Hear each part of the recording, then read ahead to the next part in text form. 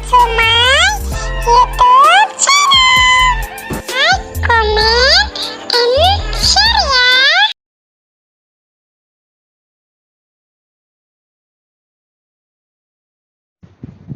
Shalom semuanya, kami dari kelompok 6 akan memaparkan materi mengenai hukuman mati.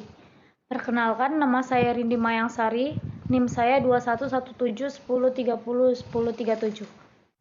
Saya Happy Yesya Putri, NIM 181810101070. Perkenalkan, nama saya Resalonika Desenjelia Raharjo. Shalom semuanya, saya di sini akan menjelaskan tentang hukuman mati. Hukuman atau pidana mati adalah penjatuhan pidana dengan mencabut hak hidup seseorang yang telah melakukan tindak pidana yang diatur dalam undang-undang yang diancam dengan hukuman mati. Berdasarkan pada pasal 69 maupun berdasarkan hak yang tertinggi bagi manusia, pidana mati adalah pidana terberat karena pelaksanaannya berupa penyerangan terhadap hak hidup bagi manusia yang sesungguhnya berada di tangan Tuhan.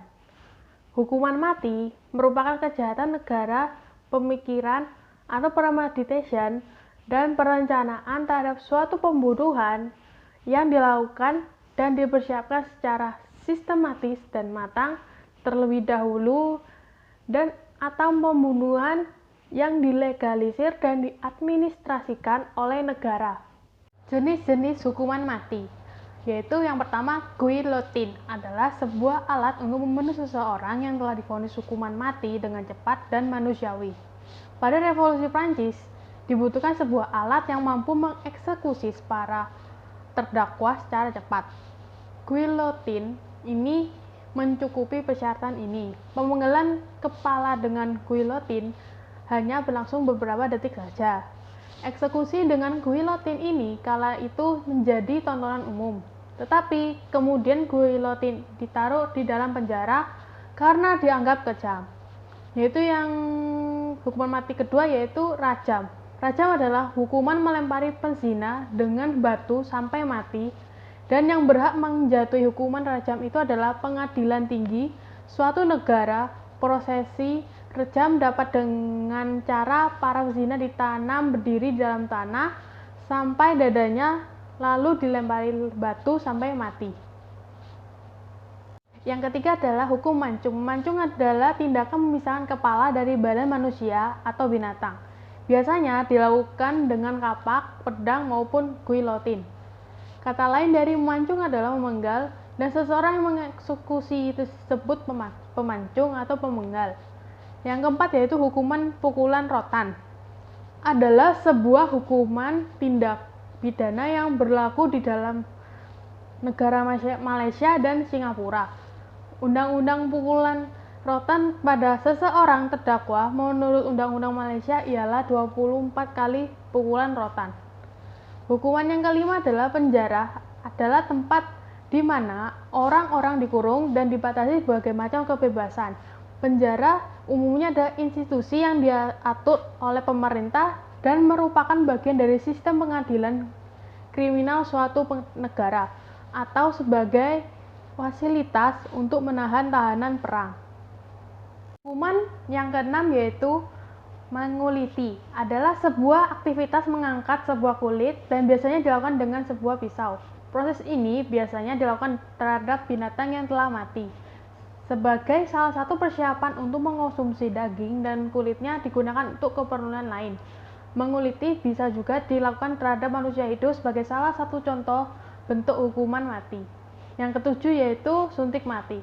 Suntik mati adalah suatu tindakan menyuntikkan racun berdosis tinggi pada seseorang untuk menyebabkan kematian. Penggunaan utamanya adalah untuk euthanasia, bunuh diri, dan hukuman mati. Pada euthanasia, suntik mati juga telah dipergunakan untuk memfasilitasi kematian sukarela pada pasien-pasien dengan kondisi terminal atau sakit kronis.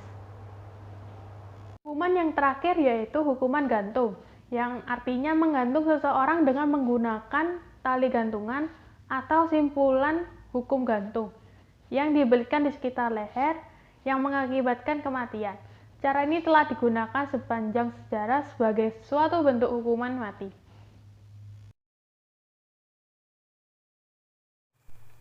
sih kata Alkitab mengenai hukuman mati? Jadi sebenarnya di dalam Alkitab sendiri itu terdapat beberapa perkara yang berkaitan dengan hukuman mati. Seperti pada Keluaran 21 ayat 12, siapa yang memukul seseorang sehingga mati, pastilah ia dihukum mati. Lalu, adakah Alkitab membenarkan adanya hukuman mati?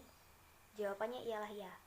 Allah mengizinkan adanya hukuman mati, namun pada saat yang sama Allah tidak selalunya menuntut hukuman mati. Nah, kalau begitu, bagaimana seharusnya pandangan orang Kristen terhadap hukuman mati? Yang pertama, kita mesti ingat bahwa Allah menetapkan hukuman mati di dalam firman-Nya.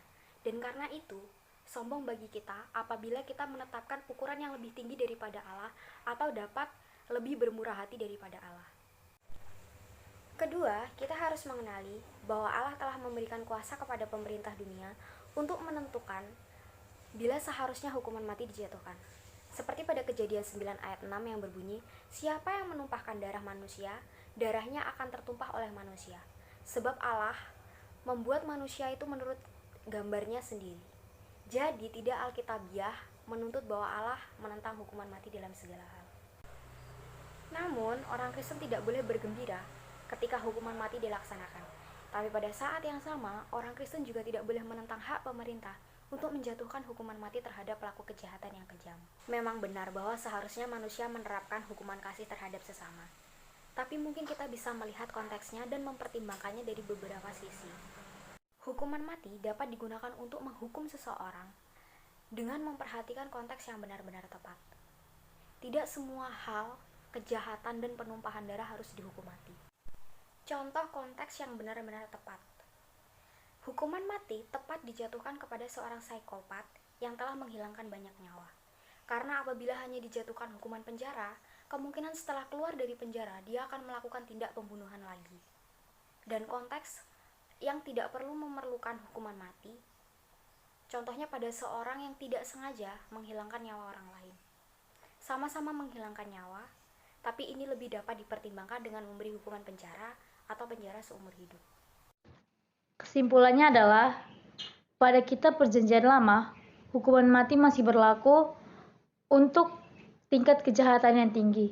Contohnya menfitnah dan pembunuhan berencana. Dan sewaktu Yesus lahir ke dunia melalui rahim Bunda Maria, ia telah menggenapi hukum Taurat dan menggenapi isi kitab suci mengenai perihal mengampuni dan mengasihi.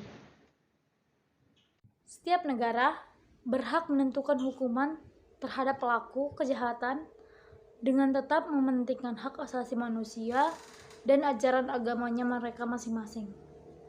Pada zaman sekarang, hukuman mati sudah sangat sulit ditemui dan hampir tidak ada karena ajaran kasih dan hal perihal mengampuni.